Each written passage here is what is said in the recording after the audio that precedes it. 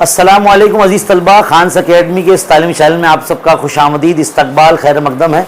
अज़ीज़ तलबा, आज हमने आपके जो है डिमांड के मुताबिक जोग्राफिया के लेक्चर का नज़म किया है, जिसके लिए हमारे साथ आज मौजूद है Suhail sir. Suhail sir please कम।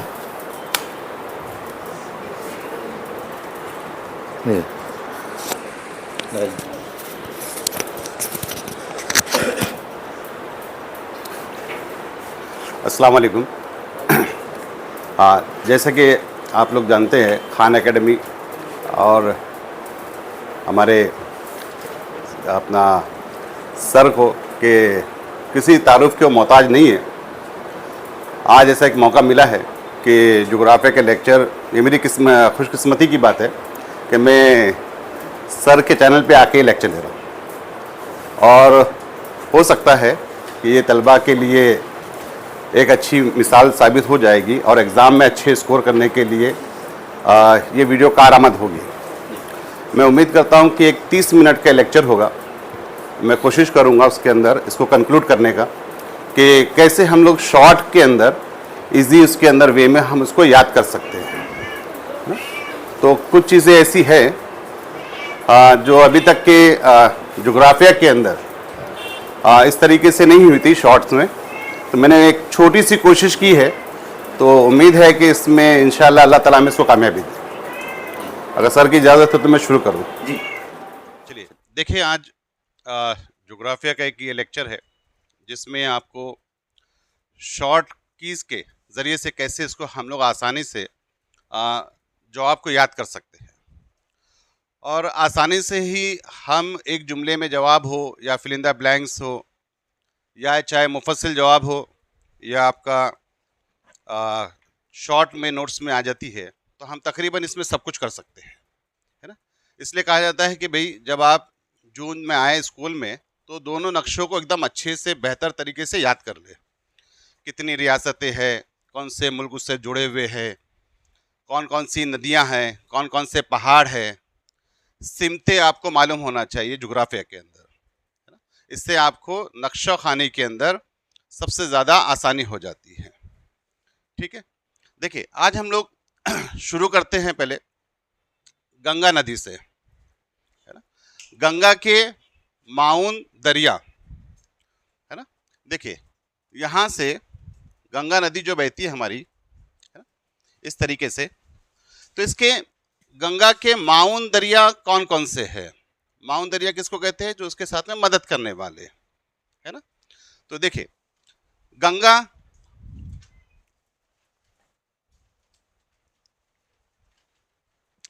सबसे पहले तो हमको ये मालूम होना चाहिए कि गंगा निकलती कहाँ से है। गंगा असल में अलकनंदा और भागीरथी, ये दो नदियाँ बहती है, और दोनों का मिलाप जहाँ होता है, जहाँ उनका संगम होता है और जहाँ से वो निकलती है, तो उसको हम कहते हैं गंगा का मंबा। वहाँ से गंगा निकलती है। लेकिन जैसा कि हम लोग पढ़ते हैं गंगा गंगोत्री से निकलती है ना। देखिए गंगा के माउन दरिया, माउन यानी इसके साथ में बहने वाले। गंगा के साथ में कौन है भाई? तो जमुना है। अब गंगा, जमुना, फिर एक है राम गंगा, इसके साथ में नदी है कोसी, गोमती, और एक है आपकी घाघरा। अब ये नदी हमको याद होगी क्या? नहीं याद होती है। तो उसको याद कैसे करेंगे?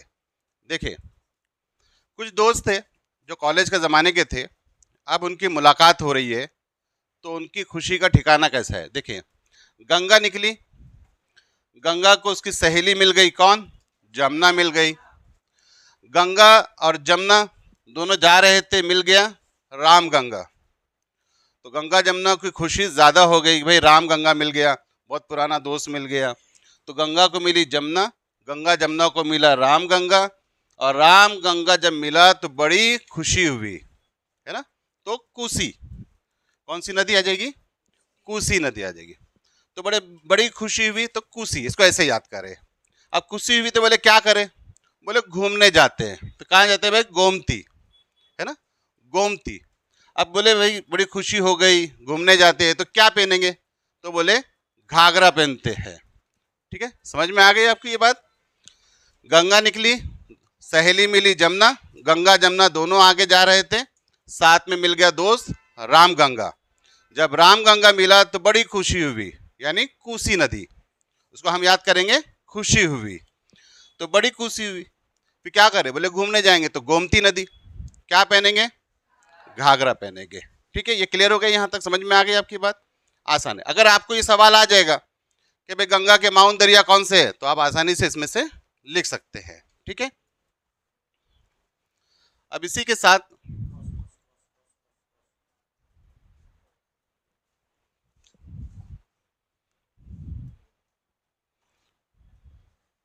अब देखिए, इसी के साथ और सवाल आता है कि गंगा नदी की और कौन कौन से माउंट दरिया है।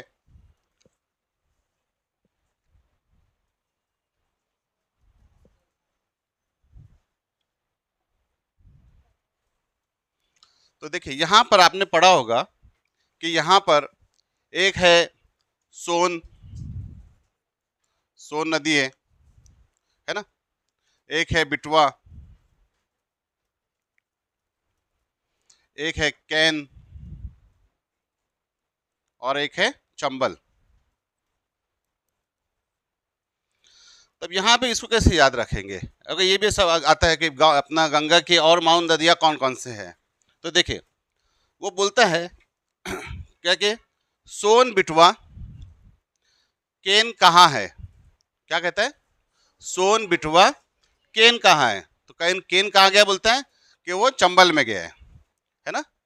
सोन बिटवा केन कहाँ है, चंबल में है। ठीक है, ये याद हो जाएगा आपको आसानी से एकदम। अगर आप ऐसा याद करेंगे सोन बिटवा केन चंबल इसके माउंट दरिया, तो याद आपको नहीं होगा। तो आप ऐसा आपस में बात करें कि सोन बिटवा केन कहाँ गया, तो चंबल में गया। ठीक है, ये बात समझ में आ गई यहाँ पर भी आपको। इसी तरीके से अगर आप देखेंगे तो एक सिंधु नदी भी है हमारे यहाँ पे, है ना। सिंधु नदी जो है वो हमारी इस तरीके से बहती है, सिंधु नदी। सिंधु नदी के भी कुछ माउंट दरिया है, कौन कौन से है भाई, तो आपके यहाँ पर है रावी, दूसरा है बियास, इसके बाद है आपका सतलज, उसके बाद है चनाब और उसके बाद है आपका झेलम। ये क्या है, सिंधु नदी के माउंट दरिया, है ना।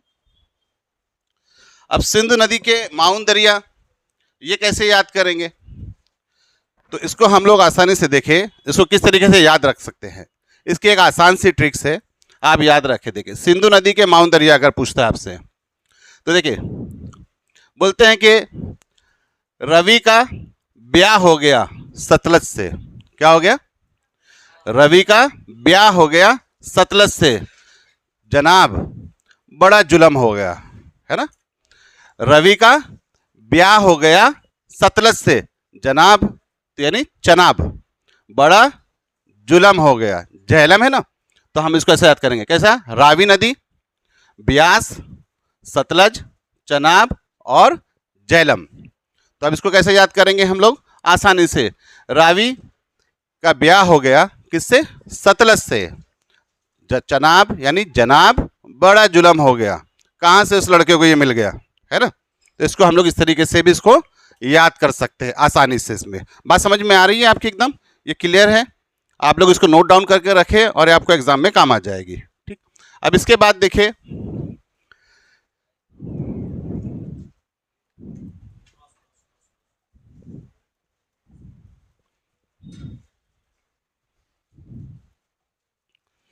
अब इसके बाद आपको एक सवाल आता है कि मेवाड़ से, मेवाड़ अपनी आपकी मेवाड़ की सतह मुर्तफा से लेके छोटा नागपुर के दरमियान में आने वाली सतह मुर्तफाओं के नाम लिखे, है ना। देखिए ये आपको आ जाता है। अब ये है आपका राजस्थान, यहाँ से आपका हो गया, तो ये हो गया आपका मेवाड़, यहाँ हो गया आपका मालवा, यहाँ हो गया आपका बुंदेलखंड, और यहाँ हो गया आपका बागेलखंड, और हो गया आपका यहाँ पे छोटा नागपुर। अब इसको देखिए, आपको ये सवाल आता है कि भाई मेवाड़ की सतह मुर्तफ़ा से छोटा नागपुर के दरमियान में आने वाली सतह मुर्तफ़ाओं के नाम लिखिए। तो अब उसको हम कैसे याद करेंगे? देखिए, अभी रमज़ान का महीना भी आ रहा है ना, तो अब खाने पीने की चीज़ें तो याद रहेगी आपको, तो इसी के खाने पीने की चीज़ के हिसाब से ही इसकी मैंने कीवर्ड सेट की है। देखिए आप लोग, मेवाड़, तो मेवाड़ को क्या बोलेंगे हम? मेवाला। मालवा से मालपुआला। बुंदेलखंड को बनाएंगे बुंदीला। बागेलखंड को बनाएंगे भाग, और छोटा नागपुर में पार्टी मनाएंगे। ठीक है, देखिए, है ना, हमको याद क्या करना है? आसानी से देखिए, मेवाड़ को मेवाला, मालवा को मालपुआला, बुंदेलखंड को बुंदीला। अब क्या करें भाई, मेवा लाया, मालपुआ लाया, बूंदी लाया, अब दोस्त बहुत सारे हैं तो ज़्यादा बढ़ जाएगा, तो क्या करें? भाग, छोटा नागपुर में पार्टी मनाएंगे। बस समझ में आ गई है आपको? एकदम क्लियर। देखिए, है ना, अब इसको आप भूले नहीं बिल्कुल भी, एकदम आसानी से इसको याद रखें। मेवाला, मालपुआला, बुंदीला, भाग, छोटा नागपुर में पार्टी मनाएंगे। क्लियर हो गया ये डाउट? ठीक है, चलिए देखिए, इसके बाद अब देखिए, इसके बाद एक है सवाल आता है कि सबसे ज़्यादा बारिश का इलाका कौन सा है? तो सबसे ज़्यादा बारिश का जो इलाका है वो है यहाँ पे, देखिए, मेघालय, है ना, मेघालय। अब ये कैसे याद करें? तो आपको एक फिल्म का सॉन्ग याद होगा, मेघा रे बरसो बरसो, है ना, बरसो रे मेघा बरसो, है ना। तो बस ये याद रखें कि आपको रियासत अगर याद है तो ये याद रखें कि ये मेघालय है ना, यहाँ पर। तो यहीं पे सबसे ज़्यादा बारिश का इलाका है। तो कौन सा यहाँ पे, कौन सा इलाका मेघालय के अंदर? एक है आपका चिरापुंजी और दूसरा है मौसिनराम, है ना। कौन कौन से इलाके यहाँ पे? चिरापुंजी, है ना, चिरापुंजी, और एक है आपका मौसिन राम। इसको आप लोग अच्छे से इसको कर ले। देखिए, यहां पर है आपका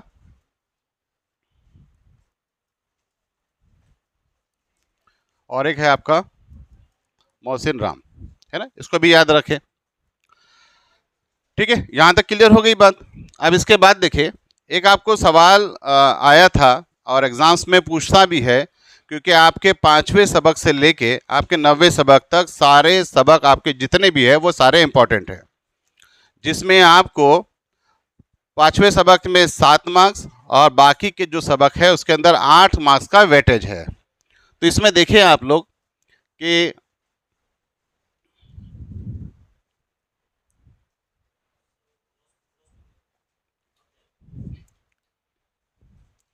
देखिए, इसके अंदर एक मैं आपको बंदरगाहें, जो बच्चे काफ़ी टाइम से ऐसा रहता है कि भाई याद नहीं होती है, परेशान हो जाते हैं उसके अंदर कि कैसे याद करें इसको। तो देखिए, इसकी एक आसान सी ट्रिक है और मुझे उम्मीद है कि बच्चों को इसको आसानी से याद भी हो जाएगी। देखिए, गुजरात है, ये रियासत हमारी गुजरात है। अगर इसको आप गौर से देखेंगे तो आपको डायनासोर का मुंह नज़र आएगा, ये है ना, ये डायनासोर का मुंह है। फिर ये उसका पेट है, मध्य प्रदेश, मध्य वाले बीच का पेट, ये पैर है यहाँ पे। भाई पहले फिल्म थी सनी देओल धर्मेंद्र की, देखिए लोग बोलते थे 2.5 किलो का हाथ, तो यहाँ पे इसका क्या, छत्तीसगढ़ का पैर है। और यहाँ पे ये झारखंड, झाड़ी में उसकी पूंछ अटक गई है, पूंछ अटक गई, बेचारा गुस्से में चिल्ला रहा, गुस्से में चिल्लाने की वजह से उसका मुंह खुल गया, है ना। देखिए, अब इसी को हम लोग कैसे इसको समझेंगे कि इसकी जो बंदरगाहें हैं हमको कैसे याद रखनी है इसकी। देखिए, गुजरात में भाई कांडकिया यानी कांडला, चला गया पोरबंदर में, कांडला पोरबंदर, तो बोले यहाँ कांड किया गुजरात में, तो बोले चलो महाराष्ट्र में चले जाते, कहाँ पर? मुंबई में। मुंबई में आया तो बोले कुछ नहीं हो रहा मेरे से, क्या हो गया, कोची। देखिए यहाँ पे क्या है, केरला के अंदर कोची करके एक उसकी बंदरगाह है। तो बोले मुंबई में कुछ नहीं हुआ, तो बोले कहाँ जाएंगे, तो बोले कोची। तो बोले यहाँ पर आया तो उसको याद आ गया कि उसकी एक बहुत अच्छी दोस्त थी उसके साथ में, है ना। तो वो कहाँ रहती है, तो बोले चेन्नई में। तो वो क्या करता है, चेन्नई में उसको फ़ोन लगाता है। तो पता चलता है कि चेन्नई से यहाँ पर आंध्र प्रदेश के अंदर विशाखा रहती है ना। विशाखा कहाँ रहती है, आंध्र प्रदेश में रहती है। तो वो उसको फ़ोन लगाता है, चेन्नई से फ़ोन आता है विशाखापट्टनम को। तो विशाखा को जैसे ही फ़ोन आता है, वो किसको फ़ोन करती है, उड़ीसा के अंदर किसको फ़ोन करती है, पारादीप को फ़ोन करती है, यानी प्रदीप, है ना। पारादीप को फ़ोन करती है, पारादीप को फ़ोन करती है। जैसे ही पारादीप को फ़ोन करती है तो वो क्या कहता है, भाई एक काम कर, जल्दी से कोलकाता में आ जा, हल्दी लगाएंगे। यहाँ पे कौन सी बंदरगाह है, हल्दिया। देखिए कांड हुआ गुजरात में, वहाँ से भागा पोरबंदर, बोले कुछ नहीं हुआ, मुंबई में आ गया, बोले यहाँ कुछ हो जाएगा, लेकिन यहाँ उसको बोले कुछ नहीं हुआ, तो क्या हुआ, कोची, कुछ नहीं हुआ, कोची। बोले उसको याद आ गई, किसकी, अपनी फ्रेंड की। बोले कहाँ रहती है, बोले वो चेन्नई में रहती है। तो वो चेन्नई में गया तो पता चला विशाखा कहाँ चली गई है, आंध्र प्रदेश में। तो विशाखा को जैसे ही फ़ोन लगाया तो विशाखा क्या हो गई, बेचारी डर गई, घबरा गई। तो फ़ौरन फ़ोन लगाया उड़ीसा में, किसको, प्रदीप को, यानी पारादीप को। पारादीप ने कहा ठीक है भाई, वो आ गया तो ठीक है, हम कहाँ चलते हैं, कोलकाता में आजा, हल्दी लगाएंगे, ठीक है, यानी भाई वहाँ आजा, वहाँ पर हम लोग शादी कर लेंगे, तो इससे पीछा छूट जाएगा। ठीक है, समझ में आ गई बात आपको, ये एकदम क्लियर है ना। ये क्या है, बंदरगाहें हैं। देखिए आपसे सवाल आया था कि मगरिब की सिमत की बंदरगाहों के नाम लिखे, पेपर में आया था ना। तो आप इसमें लिख सकते हैं भाई, कांडला है, पोरबंदर, मुंबई, कोची। ठीक, आपको आ जाता है मशरिक की तरफ की बंदरगाहों के नाम लिखे, तो चेन्नई, विशाखापट्टनम, पारादीप, हल्दिया। देखिए इसके निशान भी लगे हुए रहेंगे आपको, देखिए यहाँ पे नज़र आ रहे होंगे, है ना। इस तरीके से इसके निशान लगे हुए होते हैं, इसकी बंदरगाह के लिए निशान लगाए जाते हैं। बात समझ में आ गई आपकी है, आपसे याद रहेगा। कांड किया, पोरबंदर भागा, पोरबंदर से भागा मुंबई, मुंबई में बोला यार कुछ नहीं हो रहा, तो क्या हो गया, कुछ ही, कुछ नहीं होता मेरा कुछ भी करने से, तो क्या गया, चेन्नई। किसकी याद आ गई, अपनी दोस्त की याद आ गई। तो याद आई तो उसको फ़ोन किया तो पता चला चेन्नई छोड़ के विशाखा आंध्र प्रदेश में चले गई, है ना। तो विशाखा आंध्र प्रदेश में चले गई, तो उसने क्या किया भाई, फ़ौरन उसने प्रदीप को फ़ोन किया, पारादीप को, कि भाई वो मेरे पीछे लगा हुआ है। तो वो कहता है भाई एक काम करें, आप आ जाओ कोलकाता के अंदर, हम दोनों मिलके हल्दी लगाएंगे, यानी शादी कर लेंगे। ठीक है, क्लियर हो गया ये, है ना, इजी है एकदम, है ना। तो इस तरीके से ये आपको याद रहेगा। आपको अब इसमें सवाल आ जाएगा कि मगरिब की तरफ की बंदरगाह के नाम लिखो, तो आपको याद है कांड किया, पोरबंदर, मुंबई, कुछ नहीं होता, है ना, कांड करने के बाद कुछ नहीं होता, कोची। इधर आ जाओ, बोलेगा मशरिक की, बोले आप बोलेंगे बंदरगाह लगाएं, तो चेन्नई, चेन्नई से विशाखा भाग गई बेचारी घबरा के। तो क्या करी, प्रदीप को फ़ोन की, हल्दी लगा दी। आपको ये भी याद हो जाएगा, इसमें भी आपके आसानी से मार्क्स मिल जाते हैं। ठीक है, अब देखिए इसके बाद आपसे कुछ इस तरीके से भी सवाल आते हैं कि जैसे दक्कन की सतह मुर्तफा कितनी रियासतों में फैली है ना। दक्कन की सतह मुर्तफा कितने इलाकों में फैली है, तो कौन सी है वो, MKT, है ना। कितनी रियासत, 3 रियासत है। कौन कौन सी, देखे 3 रियासतों में फैली, क्या, दक्कन की सतह मुर्तफा, है ना। देखे दक्कन की सतह मुर्तफा किन रियासतों में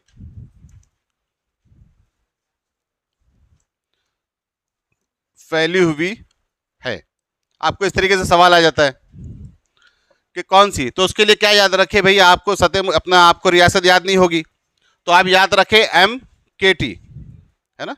MKT, मेरी तुमसे कट्टी, है ना, MKT, मेरी तुमसे कट्टी। तो कौन कौन सी है भाई, देखिए M से महाराष्ट्र, K से आपका कर्नाटक, और टी से आपका तेलंगाना।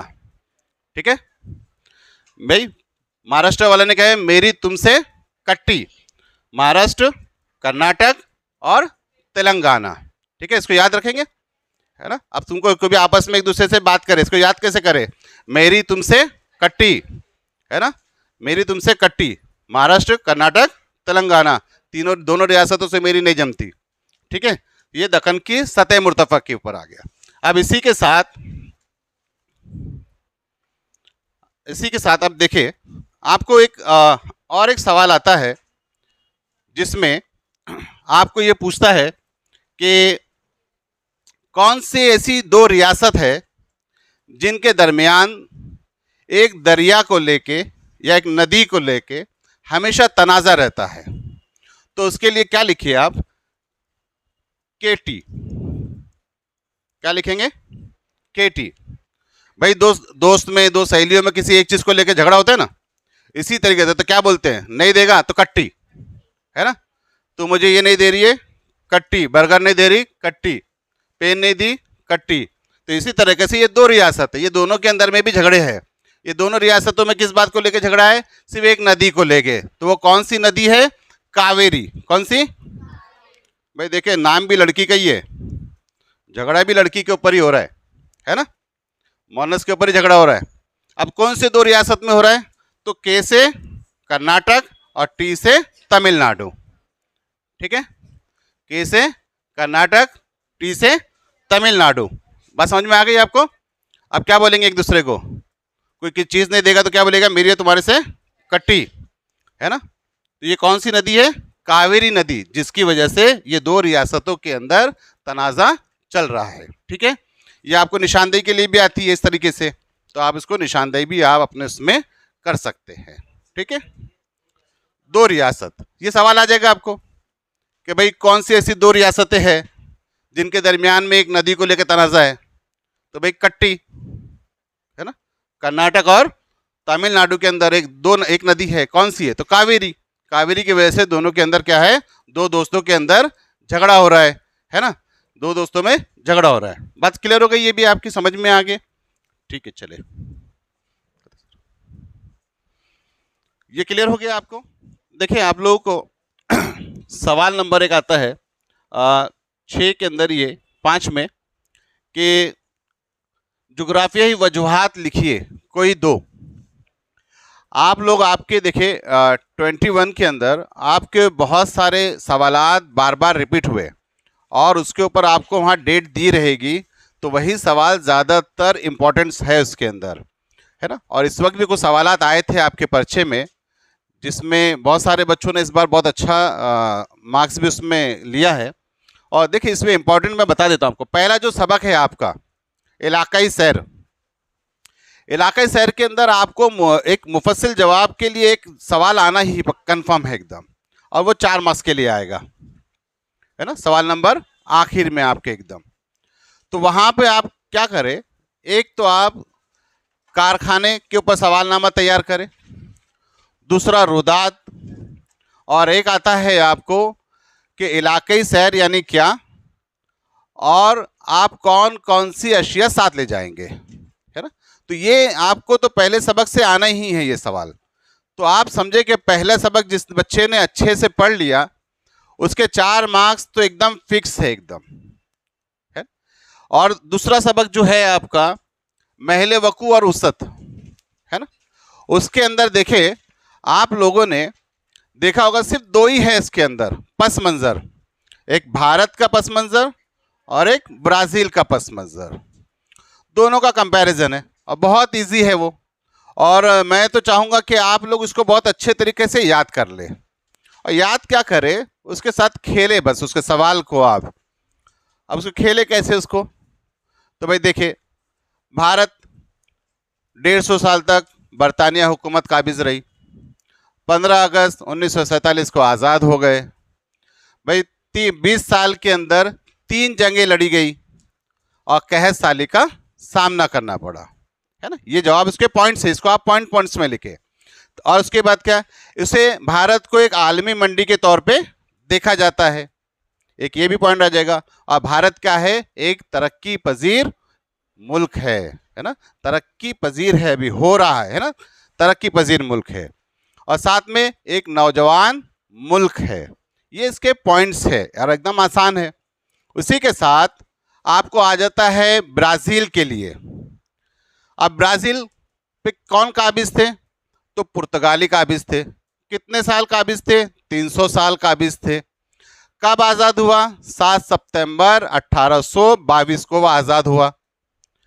अब उसके बाद ये इसके पॉइंट्स हो गए। फिर उसके बाद 1930 से लेके 1985 तक उस पर फौज का कब्जा रहा, है ना। फिर उसके बाद पॉइंट आएगा चौथा, कसाद बाजारी को उन्होंने मात दी और इसी तरीके से वो आज़ाद हुआ और आज उसे एक आलमी मंडी के तौर पे देखा जाता है। ब्राज़ील भी एक क्या है? तरक्की पजीर मुल्क है। ये दोनों का कंपैरिजन है। इसी तरीके से एक सवाल कभी कभार आ जाता है कि भारत में जिस तरीके से पुर्तगालियों का कब्जा था ब्राज़ील में, तो भारत में कौन सी ऐसी इलाके थे जिसमें पुर्तगालियों का कब्जा था? तो हमारे यहाँ पर गोवा और दीव दमन, जिस पे पुर्तगालियों का कब्जा था, है ना। ये भी सवाल को याद रखे। हो सकता है अगर एक जुमले में पूछ ले कि भारत के अंदर के कौन से ऐसे इलाके हैं या कौन सी ऐसी रियासतें हैं जिन पे पुर्तगालियों का कब्जा था, तो गोवा और दीव दमन के ऊपर ऐसा था। ये इंपॉर्टेंट है सेकंड सबक के अंदर। इसके बाद आ जाता है आपका तबई साख्त। तो तबई साख्त के अंदर भाई आपको मालूम होना चाहिए कौन कौन से है ना। हिमालय के बाद आपके आ जाता है शुमाली मैदानी इलाका, फिर भारत का जजीरे नुमा और उसके जजाइर, है ना। तो अब देखिए आपको एक हिमालय के ऊपर एक सवाल आता है कि हिमालय, एक तो आपको जदीद और कदीम ये दो लफ्ज़ के मानी याद होना चाहिए। जदीद का मतलब होता है नया, कदीम के मानी होते पुराने के। अब जदीद पूछ लेगा, सवाल पूछ लेता है इसमें कभी कभार एक जुमले में, भारत का सबसे जदीद लहरेदार पहाड़ कौन सा है? कौन सा रहता है? तो हिमालय है। ठीक है, इसको याद रखिए। देखिए मैं बता देता हूँ आपको, इसमें भी बच्चे बहुत ज़्यादा अक्सर गलती करके आ जाते हैं।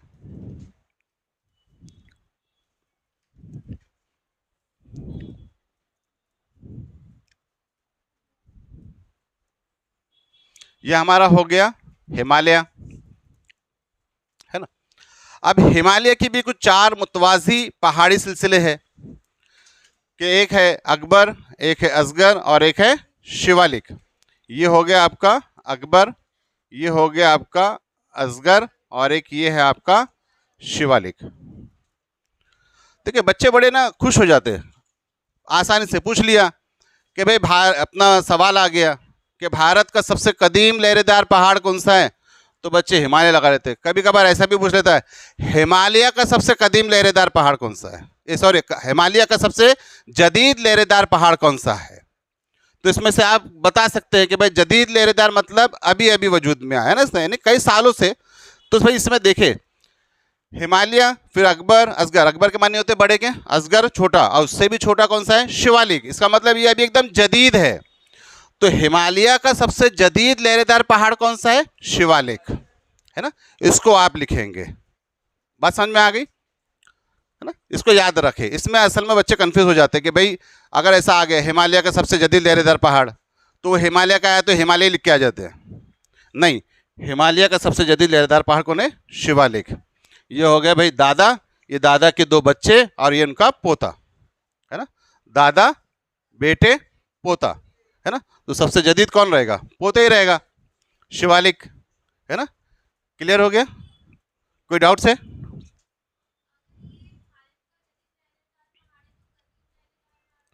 कदीम लहरेदार पहाड़, देखिए अच्छा सवाल है एकदम। और वो पहाड़ बड़ा कीमती पहाड़ है और आज के इस वक्त में सरकार उसको तोड़ने वगैरह के ऊपर चल रहा है ना। उसको हम कहते हैं भाई देखिए अरौली पहाड़। सबसे जदीद अपना जदीद हो गया हिमालय और सबसे कदीम लहरेदार पहाड़ हो गया आपका अरौली पहाड़। तो उसको आप लोग कैसे याद करें? देखिए हम लोग एक बार नक्शा देख लेते हैं, उसमें हमको आसानी से समझ में आ जाएगा।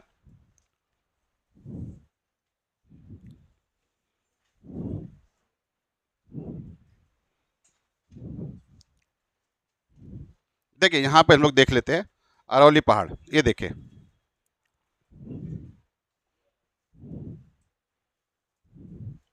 ये देखें, ये कौन सा है? अरौली का पहाड़। हम भी बोल भी सकते हैं भाई इसको याद करने के लिए बड़ा औली है। अब क्यों औली है अरौली? क्योंकि ये सारी हवा रोक देता है ना, मानसूनी हवा को रोक देता है, जिसकी वजह से बारिश मगरिबी सिंध में हो जाती है, मशरिक में नहीं होती है। इसके लिए वहाँ पे कौन सा मैदानी इलाका बन जाता है? राजस्थान का कौन सा मैदानी इलाका बन जाता है भाई? तो उसको है वो मरुसुतली। सुतली लगा के मर जा। और दूसरा, आजकल बड़ी फेमस गाड़ी चल रही है, ब्लैक कलर की आती है, वाइट, लोग देख के इसको बड़ा खुश होते हैं, बोले कौन सी? थार, है ना। तो इसको दो इलाके उसके मैदानी इलाके, या तो सुतली मुझे बोले थार दिलाओ, नहीं तो सुतली लगा के मर जाऊंगा। तो थार और मरुसुतली, है ना, याद रखना। थार मांगने के टाइम में धमकी नहीं देना कि थार नहीं दिए तो सुतली लगा के मर जाओगे, है ना, याद रखे। ये सबसे कदीम लहरेदार पहाड़ है ना। आप लोगों ने 9th में पढ़ा होगा लहरेदार पहाड़ कैसे वजूद में आते, है ना। दोनों तरफ से दबाव होता है तो उसके अंदर जो नरम मिट्टी होती है उसमें लहरें बनती है, ठीक है, उसको हम कहते हैं लहरेदार पहाड़। क्लियर हो गई बात यहाँ पर? ठीक है, चलिए और कोई सवाल है इसके अंदर? अब देखिए, अब इसी के अंदर कदीम और जदीद हो गया। अब देखिए इसके अंदर और कुछ सवालात अगर है आपके तो पूछ लीजिए। अभी भी कोई है इसमें? नहीं, ठीक है। देखिए मैं इसी के ऊपर आपको बहुत सारे सवालात आ जाते हैं इसके अंदर। देखिए नक्शा अब लग ही गया है तो नक्शे के ऊपर ही बात कर लेते हैं, थोड़ा इसी पे सवाल देख लेते हैं। देखिए सवाल आ जाता है कि शुमाली मगरिबी हिस्से में, और ये शुमाली मशरिकी, तो सवाल आ जाता है भाई शुमाली मशरिकी इलाके के अंदर पाकिस्तान है, तो शुमाली मशरिक में पाकिस्तान है ना, यही है ना शुमाली मशरिक। ये शुमाली, ये मगरिब का इलाका है ना, ये शुमाली मगरिब का इलाका है, तो पाकिस्तान का है भाई, पाकिस्तान यहाँ पर है ना, पाकिस्तान ये इलाके में। तो आपको ये सवाल भी आ जाता है कि किस इलाके में, तो आप लिख सकते हैं कि भाई शुमाली मशरिक में नहीं बल्कि वो शुमाली मगरिबी इलाके के अंदर है। इसमें एक और सवाल आ जाता है कि भारत के अपना सबसे ज़्यादा तवील कौन से मुल्क की सरहद मुत्तसिल है या जुड़ी हुई है, तो बांग्लादेश की है ना, इसको भी याद रखें, इंपॉर्टेंट सवाल है ये यहाँ पर। अब चलिए बांग्लादेश में आए गए हैं तो यहाँ पे एक सवाल और आपको आ जाता है। देखिए गंगा नदी है, तो ये जितना भी गाद कीचड़ मिट्टी सब लेकर आती है अपने साथ, तो क्या यहाँ पे इस दरिया में डाल देती है, बहरे बंगाल में। यहाँ से ब्रह्मपुत्र आती है, वो इस साथ में गाद लाती है, इसके साथ में यहाँ लाके क्या करती है, धीरे धीरे जमा कर देती है, गाद कीचड़ जमा हो जाता है, तो इसको दुनिया का सबसे बड़ा डेल्टाई इलाका कहते हैं। उसका नाम क्या है? सुंदरबन। भाई शादी में जाते ना, लाली लिपस्टिक पाउडर लगा, सुंदरबन, तो ये सुंदरबन का इलाका है, ठीक है। अब याद रहेगा दुनिया का सबसे बड़ा डेल्टा इलाका कौन सा है? सुंदरबन, ठीक। चलिए देखिए यहीं पर फिर आपको एक सवाल आ जाता है कि न्यूमोर जजीरा कहाँ पर है, तो देखिए यहीं के ऊपर आप देखेंगे ये इस तरीके से, जो ये ब्राज़ील अपना यहाँ पर बंगाल के पास ये जो है, ये आपका क्या है, ये न्यूमोर जजीरा, ये भी आ जाता है आपको। इसी के करीब थोड़ा सा आ जाए, देखिए यहाँ पर ये एक दिख रहा है आपको, इस तरीके से निशान दिख रहा है, छोटा सा हिस्सा दिख रहा है यहाँ पे। देखिए एक काम करते रुके, इसको क्लीन कर दो एक बार।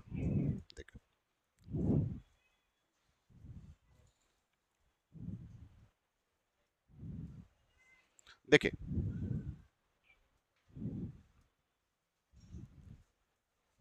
आप लोग ने बचपन में खेले ना, कौवा उड़ी, बिल्ली उड़ी, भैंस उड़ी, है ना, जो उड़ती नहीं है तो फिर उसके हाथ लाल कर देते हैं, है ना। देखिए अब तुम पास नहीं हुए तो घर वाले तुम्हारे को लाल कर देंगे, मेरे लाल को लाल कर देते हैं, है ना। देखिए हमारे टीचर थे, बोलते थे बेटा पास हुआ तो बाइक, फेल हुआ तो रिक्शा, तो हमारे बच्चे बोलते सबसे अच्छे रिक्शा ले लो, पैसे भी कमाएंगे, सुकून से बैठेंगे, धूप में कौन घूमेगा। लेकिन आप लोग ऐसा नहीं करना। देखिए यहाँ पर आपको एक चीज़ नज़र आ रही, ये हिस्सा नज़र आ रहा है, ये क्या है यहाँ पर? चिल्का झील।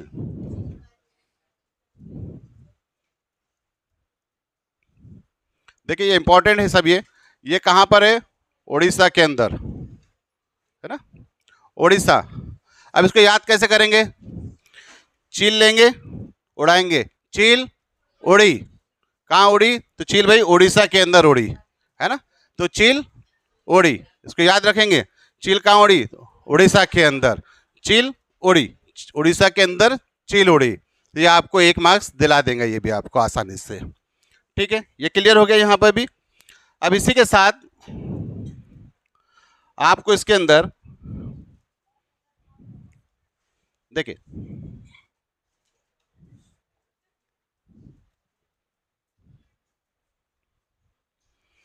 यहां पे आपको एक आता है, देखिए ये है आपका तमिलनाडु।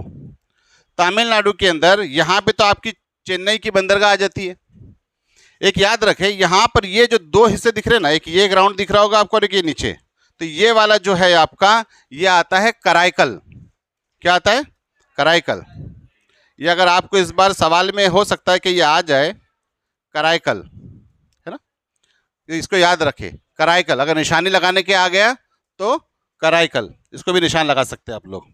ठीक, चलिए अब देखिए यहां पर आपको एक और एक चीज नजर आएगी, कोची की बंदरगाह।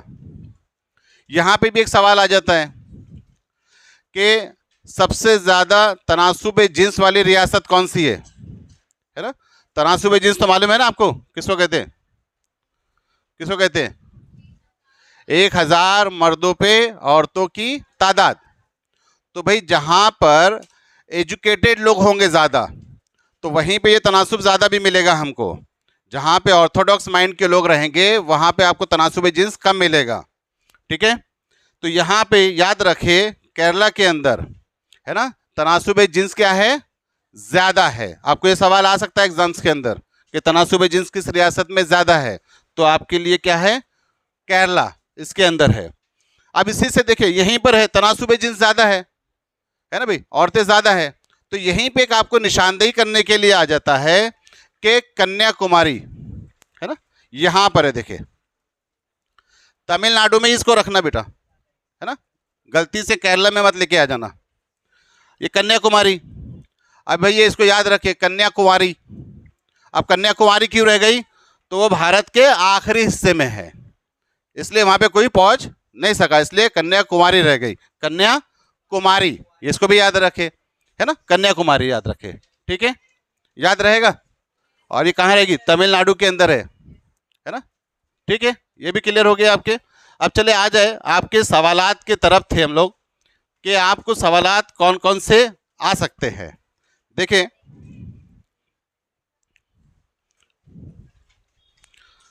दूसरे सबक की बात कर रहा था मैं आपसे, दूसरे सबक के सवाल जब हो गए थे आपके बता दिया मैंने। अब देखिए तीसरे के बाद आप देखिए कि मैं बताता हूं आपको, चौथा एक सबक है और एक देखिए ये एक इंपॉर्टेंट सवाल है जिसको बार बार पूछा जाता है ना।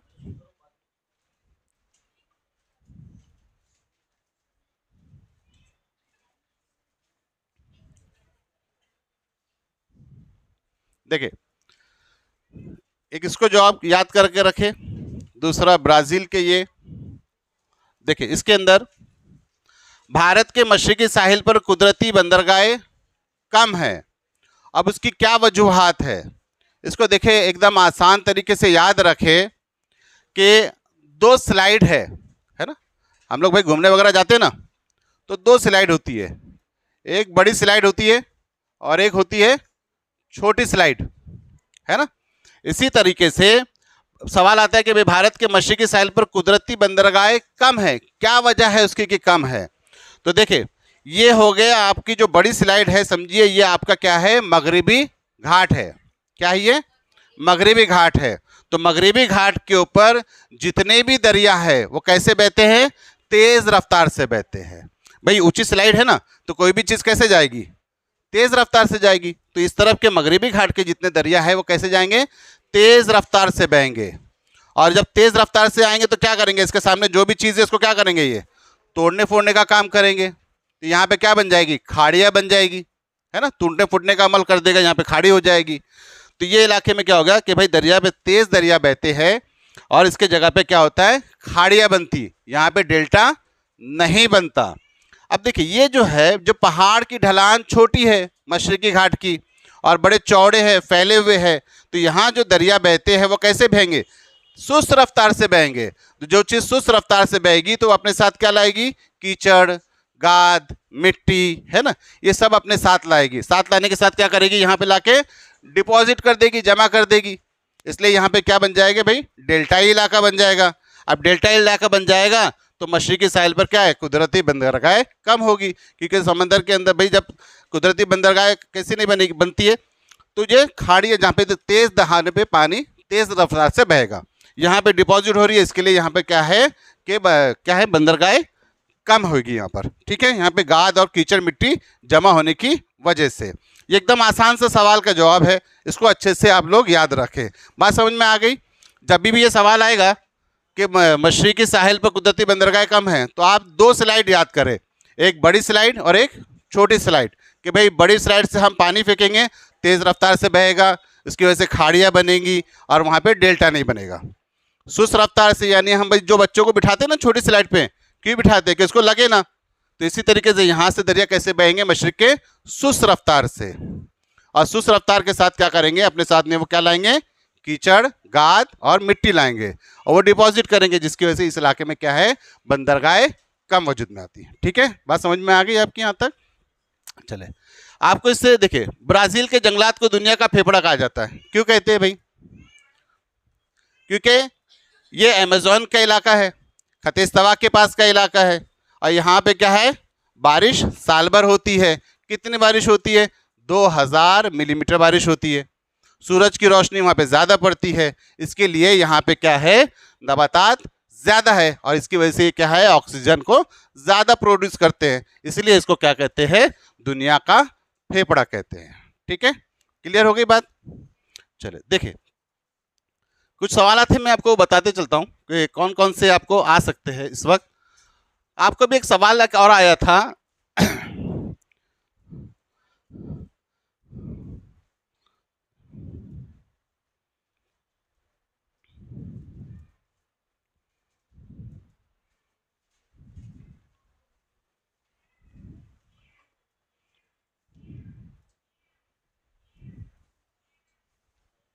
देखिए, फिर से 23 में ये वापस आ गया था सवाल, है ना। हाँ देखिए, ये एक सवाल आप देखिए,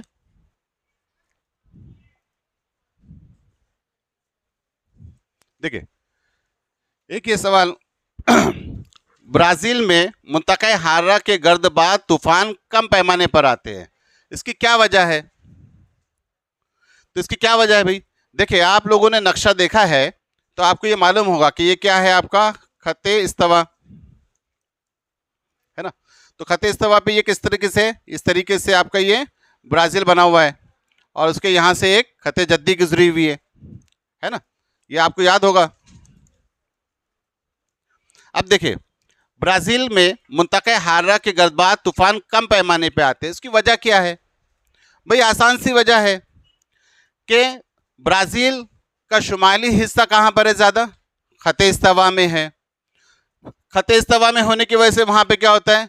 ज़्यादा गर्म होते हैं, और वहाँ के साहेली इलाके का, यानी ब्राज़ील के साहेली इलाके का और ये अमेज़न के इलाके का, खते इस्तवा के इलाके का और साहिली इलाके का दर्जे हरारत में ज़्यादा फ़र्क नहीं होता।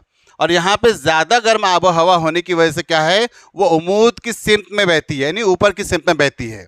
और ये इलाका कैसा है? मुंतक़ा हारा का इलाका तंग इलाका है, जिसकी वजह से ब्राज़ील में मुंतक़ा हारा के गर्दबाद के तूफ़ान कम आते हैं।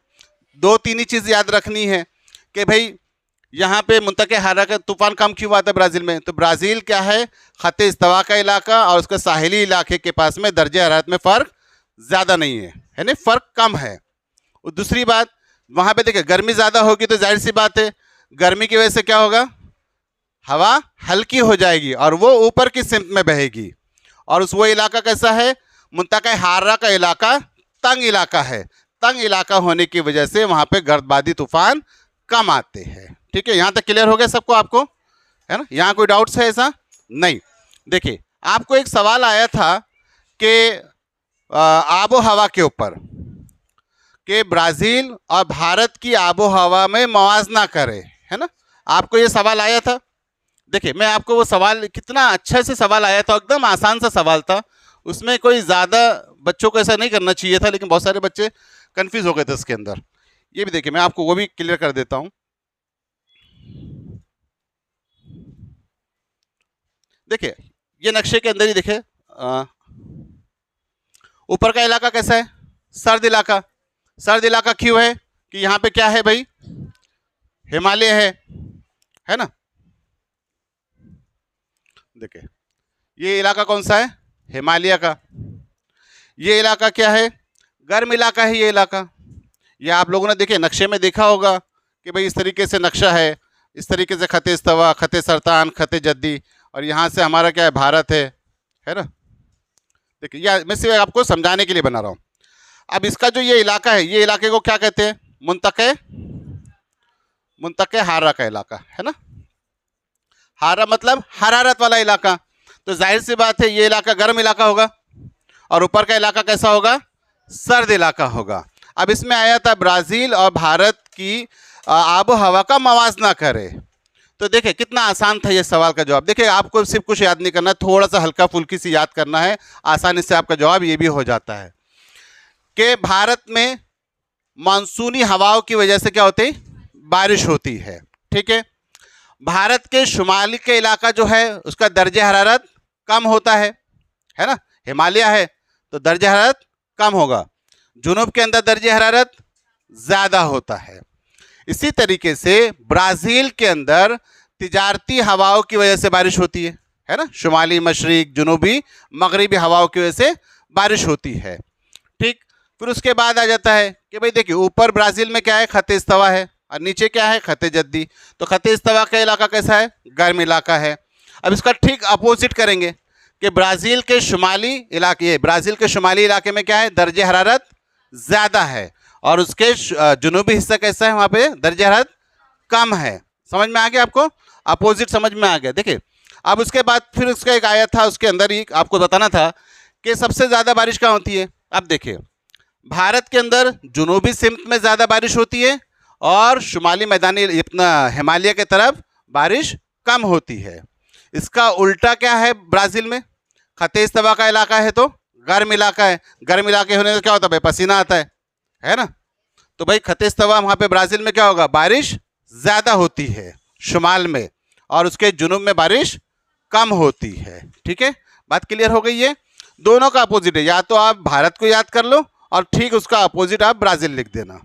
भाई हमारे वहाँ देखिए, इसको आसानी से याद रखें। कहते हैं ना एक कि अपने सर को ठंडा रखे और पैर को गर्म रखे, वह इंसान सेहतमंद है। इसी तरह हमारा भारत भी सेहतमंद है ना। हिमालय सर पर है तो वो सर्द है, यानी दर्जे हरारत कम है। पैर गर्म है तो वहाँ दर्जे हरारत ज़्यादा है। हमारे दर्जे हरारत ज़्यादा है तो पसीना ज़्यादा निकलेगा। तो भारत के जुनूबी हिस्से में क्या है, बारिश ज़्यादा होती है, और शुमाल में बारिश कम होती है। बिल्कुल इसका अपोजिट क्या आ जाएगा, आपका ब्राज़ील आ जाएगा। क्लियर हो गई बात यहाँ तक, इसको भी आप अच्छे से याद रखें। इसी तरीके से आपको एक और आता है, कंपैरिजन आता है, मगरिबी घाट और मशरिकी घाट। तो अभी मैंने बताया आपको स्लाइड पे कि मगरिबी घाट और मशरिकी घाट का बिल्कुल उसी तरीके से याद रखें कि मगरिबी घाट क्या होते हैं, बड़े बुलंद होते हैं। मशरिकी घाट की ऊंचाई कम होती है। मगरिबी घाट की क्या है, साहिल के पास इलाका उसका कम है, और मगरिबी उसके वहाँ पे खाड़ियाँ बनती है और डेल्टा नहीं होता। बस उसका अपोजिट आपको लिखना है कि मशरिकी घाट क्या है, कम ऊंचाई होती है, इसकी चौड़ाई होती है, वहाँ पे बहुत ज़्यादा दरिया बहते हैं, और वहाँ पे क्या है, डेल्टा इलाका बनता है। क्लियर हो गई बात, यहाँ पे डेल्टा नहीं बनेगा, वहाँ पे डेल्टा बनेगा। यहाँ पे मगरिब के अंदर खाड़ियाँ बनेगी, मशरिक में खाड़ियाँ नहीं बनेगी। ये देखिए, ये आपके एकदम इम्पॉर्टेंट सवाल है जो आपको हो सकता है कि इस साल फिर से पूछ लिया जाए। तो किसी भी तरीके की आप गलती ना करें। 21 के अंदर सबसे पहले जहाँ जहाँ पर आपको जो साल में पूछे गए हैं उन सवालात को सबसे पहले हल करें, और उसके बाद आप दूसरे सवालात को देखें, है ना। तो ये जो इंपॉर्टेंट सवालात थे, जो मवाजने किए हुए कंपेयर, आप उसको पहले अच्छे तरीके से पढ़ लें उसको, तो आपके सारे डाउट्स उसमें क्लियर हो जाएंगे। इसमें एक आपको और एक है कि भाई दरिया के ऊपर है कि भारत के शुमाली अपना गंगा साल भर बहता है। तो गंगा साल भर बहती है, क्यों बह रही है? तो भाई इस पर सवाल आता है, गंगा में साल भर पानी रहता है, क्या वजह है? तो देखिए, हिमालय के ग्लेशियर पिघलने की वजह से गंगा में पानी रहता है। सर्दी अपना बारिश के मौसम में उसमें पानी बढ़ जाता है, और जब मौसम तब्दील होकर गर्म होता है तो गर्मी की वजह से ग्लेशियर पिघल जाते हैं, उससे भी दरिया में उसमें पानी रहता है गंगा में। और बारिश के मौसम की वजह से गंगा नदी के अंदर क्या है, पानी रहता है। इसी वजह से तीनों मौसमों की वजह से गंगा के अंदर साल भर पानी रहता है। ठीक है, ये भी क्लियर हो गया। उसके बाद आपको एक सवाल आता है कि ब्राज़ील के अंदर मगरिब की तरफ चलो, है ना, मगरिब की तरफ चलो, क्या एक सवाल आता है, क्यों चले इस तरह? उसमें सवाल हमके दिमाग में हमको आता है कि भाई क्या वजूहात हैं? तो आबादी की वजह से, कि मशरिक में जुनूब क्या हो गया, जुनूबी मशरिक में क्या है, आबादी ज़्यादा हो गई है, यहाँ पे सनतें ज़्यादा है, पानी की दस्तयाबी है, इस वजह से क्या है कि यहाँ पे आबादी ज़्यादा हो गई है, जगह नहीं है, इसलिए ब्राज़ील की सरकार ने कहा कि मगरिब की सिमत चलो।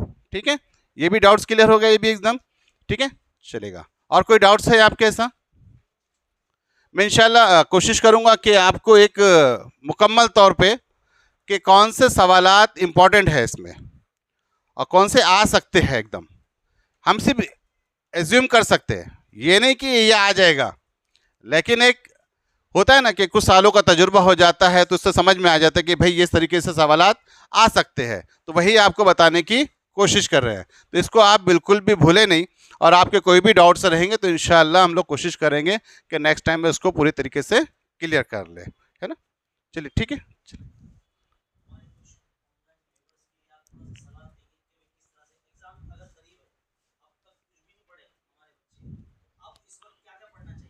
चलिए, देखिए बहुत अच्छा सवाल वसीम सर ने किए अभी। कम वक्त में भी देखिए आप 26 मार्क्स ले सकते हैं, मेरा इतना कॉन्फिडेंस है। अभी भी अगर बच्चे चाहे तो 26 मार्क्स उनके हाथ से अभी भी नहीं गए। आप 14 मार्क्स छोड़ दे, वह तो वो भी अभी जवाब बता दिया, वो भी नहीं छूटेंगे आपके अभी। लेकिन जो 26 मार्क्स है उसके लिए आपको क्या करना है, आपको सिर्फ भारत और ब्राज़ील के नक्शे को देखते रहना है ना, उसको अपने नज़र में इतने अच्छे से बिठा लो कि आपके मार्क्स कम ना हो। तो उसमें आपको क्या याद करेंगे अब? तो भाई ये भी सवाल है कि क्या याद करें। भाई भारत के और ब्राज़ील के नक्शे को तो देखने के लिए बोल दिए, तो आप क्या करें, देखिए आपका तबई साख्त जो तीसरा सबक है उस पर जाए, और उसमें जाके आप क्या करें कि उसमें आप उसको देखें कि हिमालय किस सिमत में है ना। फिर आप उसमें ये देखें जुनूबी सिमत की कौन कौन सी रियासतें हैं, और साथ ही साथ आप ब्राज़ील को भी वैसे ही देखें कि उसमें कौन से पहाड़ है। तो ब्राज़ील में सिर्फ एक पहाड़ है, एंडीज पहाड़, उसके अलावा कोई पहाड़ ही नहीं। तो देखिए उस पर भी सवाल आ जाता है कभी कि भाई एक जुमले में जवाब लिखे, तो ये सवाल भी आ जाएगा कि ब्राज़ील का ब्राज़ील का पहाड़ कौन सा है, उसका नाम कौन सा है, तो एंडीज पहाड़। हो सकता है उसी को सवाल को घुमा दे कि एंडीज पहाड़ की सबसे बुलंद चोटी का नाम क्या है, पेकू दी नबीलिना। उसमें भी सवाल एक और आ जाएगा आपको कि एंडीज पहाड़ के ऊपर कौन सा परिंदा रहता है, तो बहुत आसान है, कोंडूर करके है ना, कोंडूर करके एक है। देखिए नक्शा है हमारे पास में, मैं इसी में आपको बता देता हूं। देखिए अभी भी जो बच्चे नहीं कर रहे हैं, मैं तो उनसे कहूंगा कि जो अभी मैंने आपको ट्रिक्स सिखाई है वो ट्रिक्स आपको कम से कम 8 से 10 मार्क्स तो उसमें दिला देगी आपको, है ना। और अभी भी अगर आप देखें तो आपको देखिए मैं इंपॉर्टेंस इसमें भी बता देता हूं कि कौन कौन से ऐसे, देखिए ये अगर आप कोई भी बच्चे ने ये नक्शा याद कर लिया, ये ब्राज़ील का नक्शा है, ब्राज़ील के अंदर देखिए, हाँ इसके अंदर तकरीबन सभी इसमें जो इसके मेन इंपॉर्टेंस है वो सभी के सब ये नक्शे में ना कंप्लीट हो चुके हैं। देखिए और 2-3 जो है मैं आपको इस और एक नक्शे के अंदर बता देता हूँ। आप इसको नक्शे को क्या करें, ये नक्शा ले आप प्रिंट इसकी, और सिर्फ आप इसमें क्या करें भाई, आप जिस तरह से खेलते हैं ना क्रॉस जीरो लगा के, भाई क्रॉस ये करते ना बैठ के, बस इसमें भी वही करें। ये देखिए यहाँ पर आपको एक शैतान की मुंडी दिख रही होगी, दिख रही है क्या? ये देखिए उसकी आंख है ना, शैतान दिख रहा है।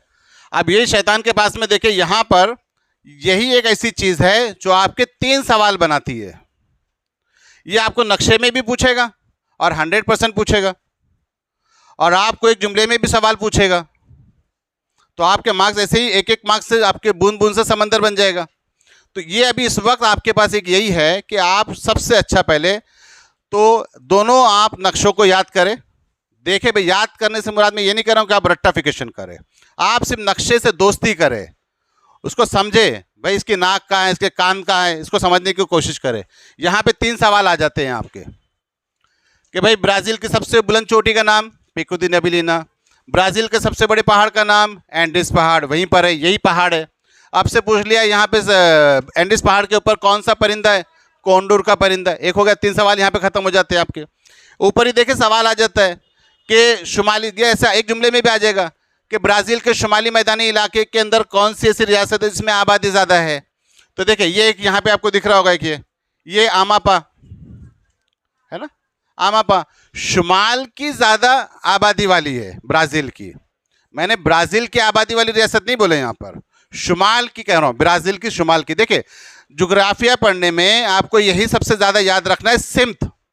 अगर आपको सिमत याद है तो आपके जवाब कभी गलत नहीं हो सकते, है ना। बच्चे ने तो खुशी खुशी में आबादी किस में ज़्यादा है पहुँच गया, रेव दी जानेरो साओ पाउलो पर निशान लगा कर आ गया, जवाब लिख कर गलत है, ये है आमापा। अब देखिए यहीं पर फिर पूछेगा आपसे सब शुमाली मैदानी इलाके की सबसे कम आबादी वाली, तो यहाँ पर है रोराइमा, आबादी कम है भाई, रायमा रो है ना, बहुत कम आबादी है यहाँ पर, ठीक है। अब इसी के अंदर देखिए जजीरा महाराजो, ये भी एक सवाल आता है कि ब्राज़ील का एक जजीरे, ब्राज़ील के जजीरे का नाम लिखिए, कौन सा जजीरा है। तो आसान है, महाराजो जजीरा है, ये भी हो गया, साथ में आपको निशानदेही के लिए भी आ गया, ये आपके 2 मार्क्स कवर कर देता है। आपसे यहाँ सवाल पूछ लेता है एक जुमले के अंदर कि ब्राज़ील के अंदर दलदली इलाके को क्या कहते हैं, तो भाई पैंटानाल, ये एक जुमले में भी आ जाएगा और साथ में नक्शे के अंदर निशानदेही करने के लिए भी आ जाएगा आपको। अब इसी पैंटानाल के अंदर आपको 2 सवाल आ जाते हैं कि भाई पैंटानाल, बोलेंगे भाई ब्राज़ील के दलदली इलाका कहाँ पर है, तो यहाँ पर है पैंटानाल। इसमें पूछ लेगा यहाँ पे कौन सा जानवर पाया जाता है, एनाकोंडा पाया जाता है। हो गया नहीं आपका एहसान। लेकिन याद रखें नक्शे में निशानदेही करने के टाइम बच्चे गलती करते हैं, बच्चे यहाँ पे लगा देते हैं, जबकि यहाँ देखे चेहरा बना हुआ दिख रहा है आपको, ये दाढ़ी बनी हुई ऐसी, ये चेहरा ये इस तरीके से है ना, बस यहाँ पे थोड़ी सी आग बना देंगे हम लोग, आग बन गई, चेहरा बन गया, है ना। तो निशान ऐसे ही याद रखेंगे, है ना। तो इसको याद रखें कि ये आपका पैंटानाल का इलाका है, ठीक है। उसके बाद खुश्की का चौकोशा और आपका कटिंगा, भाई ये भी सवाल पूछ लेता है कि ब्राज़ील के खुश्की के चौकोशे को क्या कहते हैं, साइबारा का इलाका कहते हैं। कैसे वजूद में आता है भाई, कैसे वजूद में आता है भाई, इस इलाके के अंदर क्या है, ब्राज़ील की बुलंद ज़मीन का इलाका है, तो जो मशरिक, शुमाली मशरिक, जुनूबी मशरिक हवाएं, तिजारती हवाएं आके इसको क्या करती है, टकरा जाती है, मज़ाहम करती है ना, मज़ाहम करती है। मज़ाहम करने से क्या होता है, उसी इलाके के अंदर बारिश ज़्यादा हो जाती है, उसके पीछे के इलाके में क्या हो जाएगा, उसके अकब में बारिश कम होगी, तो उसको हम क्या कहेंगे, खुश्की का चौगोशा या साइबारा का इलाका। देखिए आपके एक एक जुमले में भी जवाब कंप्लीट हो रहे हैं, फिलिंदा ब्लैंक्स भी आपकी कंप्लीट हो जाएगी इसके अंदर, और आपका नक्शा खानी भी हो जाएगी। आप एक साथ 3 जगहों पे काम कर रहे हैं। लेकिन क्या करना है आपको, मोटी किताब नहीं पढ़ना है, क्योंकि हम किताब देख देख के क्या बोलते हैं, कल कल कल, फिर एग्ज़ाम आ जाएगा, फिर क्या हो जाएगा, एग्ज़ाम बोलेगा अब तू निकल, कुछ काम का नहीं रहा, है ना। तो इस बात का ख्याल रखें, बहुत आसानी से है। पूछ लेता है भाई ब्राज़ील के अंदर, ब्राज़ील के साहिली इलाके को क्या कहते हैं, कौन सा वहाँ पे रेतीला इलाका है, कैसिनो का, इसको तो याद रखें, इंपॉर्टेंट सवाल है ये। यहीं पे आपसे पूछ लेगा गुलाबी डॉल्फिन कहाँ पर है, यहाँ पर गुलाबी डॉल्फिन है। फिर एक सवाल आता है कि ब्राज़ील के अंदर, ये भी एक जुमले में जवाब आपको पूछता है आपको कि ब्राज़ील के अंदर कौन सी मछली पाई जाती है। गुलाबी डॉल्फिन तो अलग चीज़ है, आपने पढ़ा होगा नबातात और हैवानात के अंदर सबक में आपके, स्वॉर्ड फिश है ना, उसको याद रखे, स्वॉर्ड फिश के लिए याद रखे। आपको अभी आया था ना कि भारत और ब्राज़ील के अंदर माहीगिरी के पेशे होते हैं, उसका मवाजना लिखने के लिए आया था आपको, तो वो भी आपको आएगा कि भाई देखिए उसमें मवाजना आएगा तो आप कैसे लिखेंगे कि भारत और ब्राज़ील दोनों भी मुल्कों के अंदर माहीगिरी के पेशे को फ़रोग हासिल है, यानी दोनों इलाके में माहीगिरी होती है। और भारत और ब्राज़ील के अंदर तो उसमें आएगा आपको खारे पानी की माहीगिरी होती है। साथ ही साथ भारत के अंदर तालाब, दरिया और चश्मों के अंदर मीठी नदी अपने ये माहीगिरी होती है ना, मीठे पानी की माहीगिरी होती है। लेकिन ब्राज़ील के अंदर मीठे पानी के अंदर माहीगिरी नहीं होती है। उसकी वजह क्या है कि अमेज़न दरिया बड़ी तेज़ रफ्तार से बहता है, जिसकी वजह से वहाँ पर मीठी नदी क्या होता है, माहीगिरी नहीं होती है ना, मीठे पानी की माहीगिरी नहीं होती।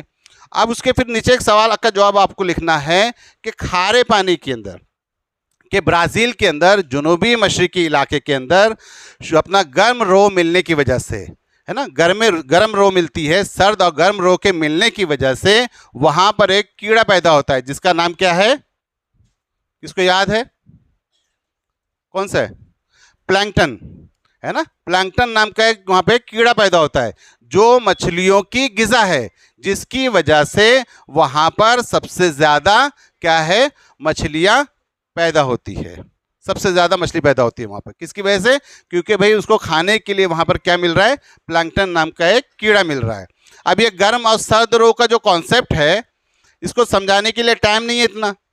भाई आपको देखिए, आप लोग ने पढ़ा होगा इससे पहले कि मुंतके हारा के इलाका गर्म इलाका होता है, तो भाई गर्म इलाके में हवा कैसी होती है, हल्की हो जाती है, और जहाँ पे सर्द इलाका होता है वहाँ की हवा का दबाव ज़्यादा होता है। तो ये मुंतके अपना खत इस्तवा के पास से हवाएं चलती है और नीचे से हवाएं चलती है, तो ये दोनों जो गर्म रो और सर्द रो, ये दोनों मिलने की वजह से क्या हो जाता है, ब्राज़ील के साहिली इलाके के अंदर एक कीड़ा पैदा होता है जिसका नाम क्या है, प्लैंकटन।